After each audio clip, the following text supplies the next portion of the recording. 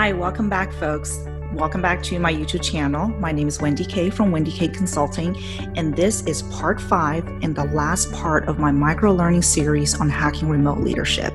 And today we're going to be talking about showing empathy. And really, this could have been part 1 or part 0, because showing empathy is really at the heart of what it means to be a leader.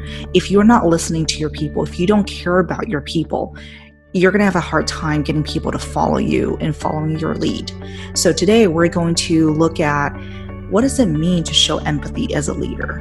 And especially when times are tough and you need to be making hard decisions, how can you balance making tough decisions as a leader and also showing empathy?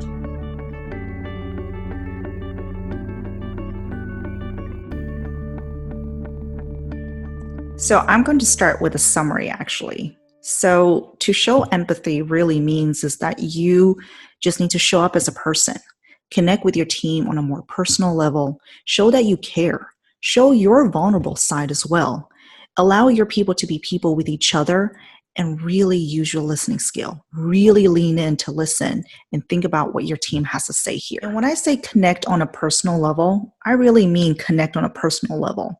Get to know your team as people. Who are they? And if you're not used to doing this, if you haven't done this before, it doesn't mean you can't start now.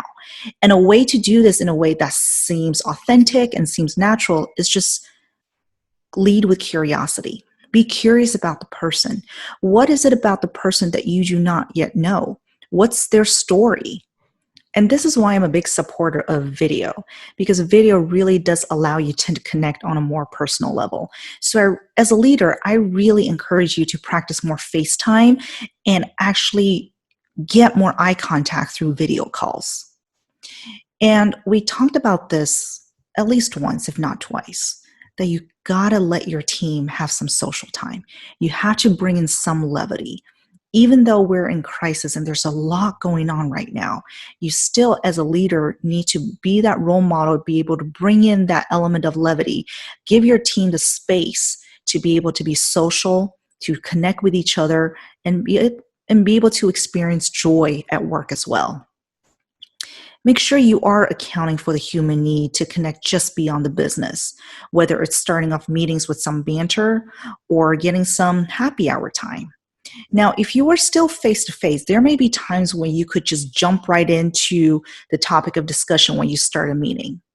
But remember, when you are going remote, those social interactions are not organic anymore. And so in this new normal, you have to be intentional about making people feel like they're valued members of the team. And when trying to encourage social time, you want to be careful not to force fun, because that could happen, right? You could say, hey, everybody, we're all going to have happy hour every Friday at this time, and everybody needs to show up. And then all of a sudden, that will feel like an obligation. Really, you need to just be a facilitator, allowing people to take that time to connect with each other and to have that happy hour if they want it. Or if people want virtual pizza party, ask your team, what do they want? Some people might want just a social connection throughout the day, and some people really want that dedicated time where everyone gets together and talk about how they're all doing. And last but not least, listen. Really listen.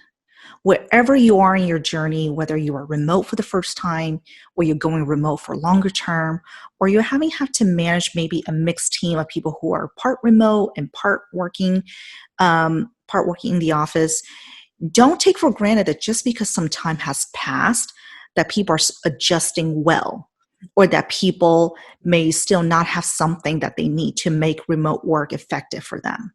Remember that when we first went into an all remote work situation, this did not happen under normal circumstances. People were in lockdown, they were in quarantine while having to work and possibly even take care of their family. So please be considerate of where people may be in their life, and especially in that change cycle.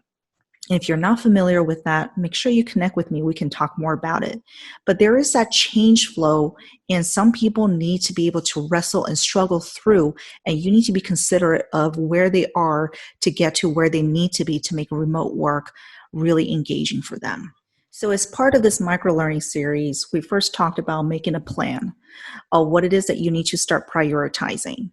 And then we talked about being an authentic leader, what that means, what it means to include your people throughout this process, and how you can go about starting to create this new normal by looking at structure, norms, tools, and technology. And really, I think the blanket of all those things really is about empathy. You as a leader, how are you going to show care? How are you going to execute on creating a new normal, but at the same time, really being considerate of the needs of your team? And this is not necessarily about you having to flex to every individual need or that you don't have a point of view. Again, being a leader means that you are walking that tightrope of having a really strong point of view and being firm with your decisions, but at the same time, being open to listen and be inclusive to ideas and being able to, at some point, be flexible to change course of action if something happens and you're getting feedback that things need to change. So hopefully some of these ideas have been helpful for you to start thinking about what it means to hack this remote leadership.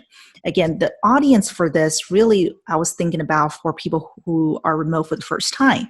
But even if you are a remote veteran, I think some of these are really good refreshers too. Now, if you want to know more and get a little more coaching or a little more consulting on what this could look like for your team, make sure you email me, drop me a note.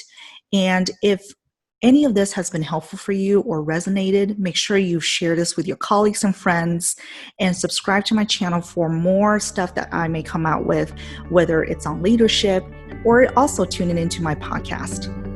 Thank you so much for tuning in, and I hope you got some really good actionable nuggets out of this series.